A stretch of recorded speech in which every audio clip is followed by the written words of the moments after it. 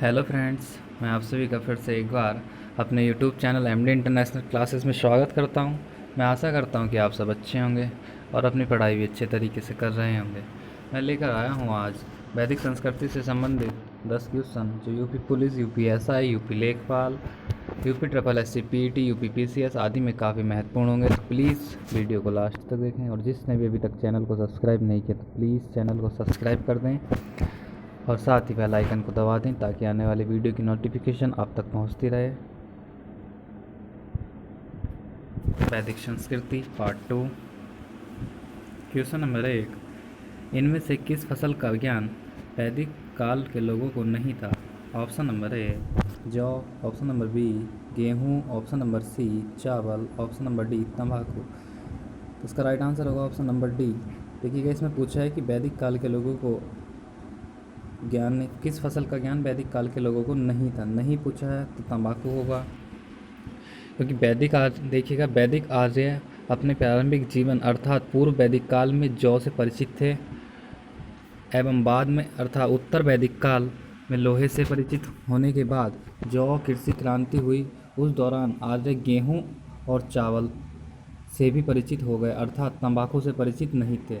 तंबाकू भारत में पुर्तगालियों के समय आया। तंबाकू भारत में पुर्तगालियों के समय आया।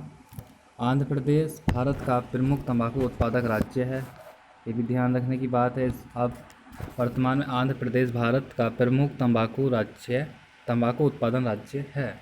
इसका राइट आंसर होगा ऑप्शन नंबर डी तंबाकू। Question number 2। वैदिक युग में राजा अपनी जनता से जो कर वसूल करते थे उसे क्या कहते थे? ऑप्शन नंबर ए बलि, ऑप्शन नंबर बी बिदत, ऑप्शन नंबर सी बर्मन, ऑप्शन नंबर डी कर। इसका राइट आंसर होगा ऑप्शन नंबर ए बलि। देखिएगा, वैदिक युग में कबीला के प्रधान को राजा की संज्ञा दी जाती थी। राजा निरंकुश नहीं था। सभा समिति और बिदत नामक संस्थाएं इस पर नियंत्रण रखती थी। जनता पूर्व वैदिक में स्वेच्छा से राजा को जो कर देती थी वह बलि कहलाता था। यह कर बलि उत्तर वैदिक काल में बाध्यकारी हो गया, अतः इसका राइट आंसर होगा option number A Bali. Question number 3। वैदिक आर्यों का प्रमुख भोजन था। ऑप्शन नंबर ए जौ और चावल, ऑप्शन नंबर बी दूध और इसके उत्पाद, ऑप्शन नंबर सी चावल और दालें, ऑप्शन नंबर डी सब्जियां और फल। इसका राइट आंसर होगा ऑप्शन नंबर बी दूध और उसके उत्पाद। देखिएगा, वैदिक आर्यों के जीवन में गाय और दूध का बहुत महत्व था। इनके जीवन में दूध व दूध से सत्तू मिलाकर पीना उनका प्रमुख पेय पदार्थ था, अतः विकल्प बी इसका सही होगा। Question number 4।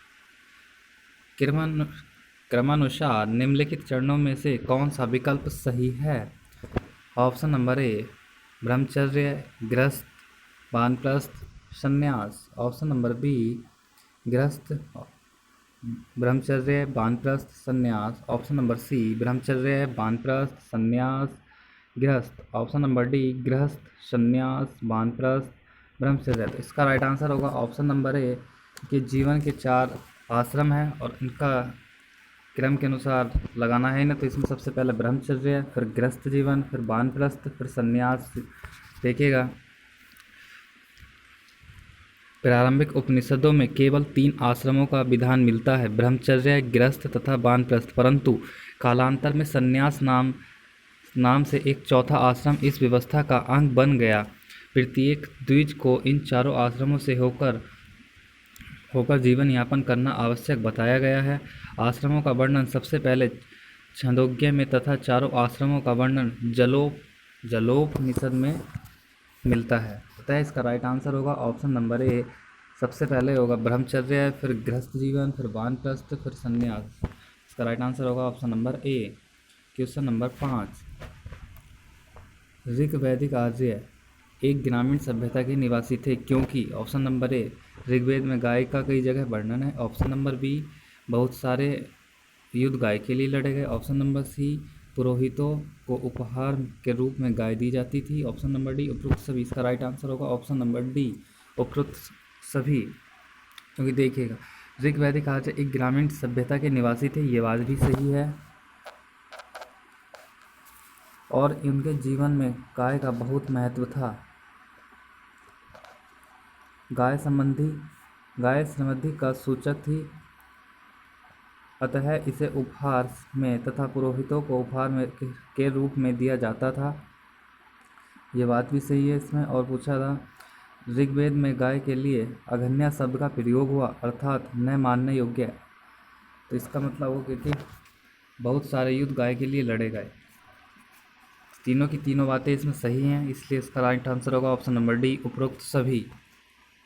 क्वेश्चन नंबर 6, निम्न में से योग के प्रणेता कौन है? Option number A Patanjali, option number B Atreya, option number C बंधुकांता, ऑप्शन नंबर डी बाणभट्ट।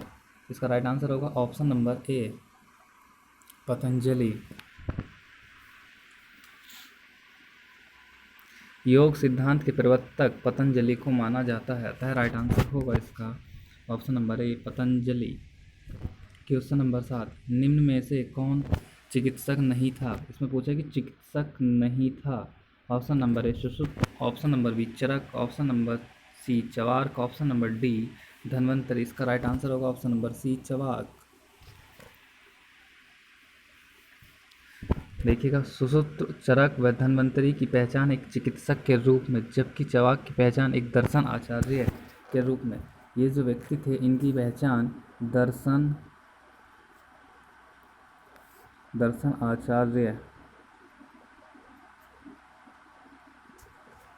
आचार्य के रूप में है। चवार्क ने चवार्क दर्शन नामक एक सिद्धांत का प्रतिपादन भी किया है, तथा इसका राइट आंसर होगा option number C Charvaka. Question number 8, Sanskrit भाषा का पहला व्याकरणकर्ता कौन था? Option number A Kalhana, option number B Maitri, option number C Kalidasa, option number D Panini. तो इसका राइट आंसर होगा option number D Panini. Sanskrit भाषा का पहला व्याकरणकर्ता पाणिनि है। इन्होंने एक प्रसिद्ध व्याकरण ग्रंथ अष्टाध्यायी की रचना की। पाणिनि ने एक ग्रंथ लिखा था,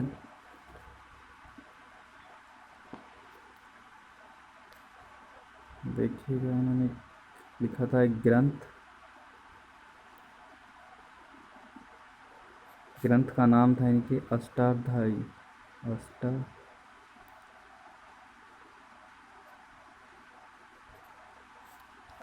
अष्टाध्यायी का ग्रंथ लिखा हुआ था, तथा इसका राइट आंसर होगा option number D Panini. Question number 9, निम्न में से किस देश में बलि सूत्रों को शामिल किया गया था? Option number A Samaveda, option number B Rigveda, option number C Yajurveda, option number D Atharvaveda. इसका राइट आंसर होगा ऑप्शन नंबर सी यजुर्वेद।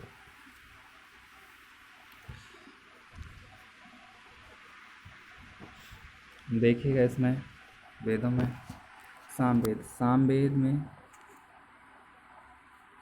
में संगीत से था।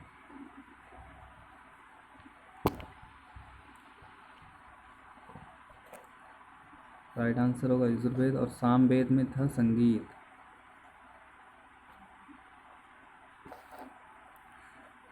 और ऋग्वेद में था प्रारंभिक आर्यों के विस्तार।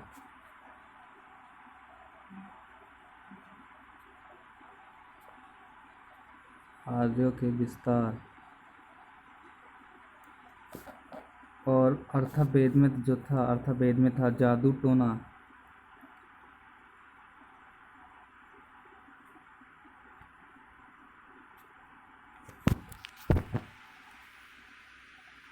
इसका राइट आंसर होगा option number C.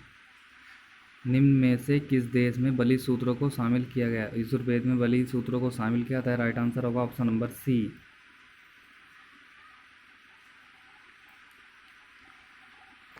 Question number 10, Manusmriti किस विषय वस्तु के साथ संबंधित है? ऑप्शन नंबर ए अर्थशास्त्र, ऑप्शन नंबर बी राज्यव्यवस्था, ऑप्शन नंबर सी कानून, ऑप्शन नंबर डी कला। इसका राइट आंसर होगा ऑप्शन नंबर सी कानून। देखिए मनुस्मृति मानव धर्मशास्त्र, मनुस्मृति का मतलब मानव धर्मशास्त्र एक प्राचीन हिंदू शास्त्र है। यह एक अति महत्वपूर्ण हिंदुओं के कानून की पुस्तक है। इसके रचयिता ऋषि मनु थे। मनुस्मृति के रचयिता ऋषि मनु थे।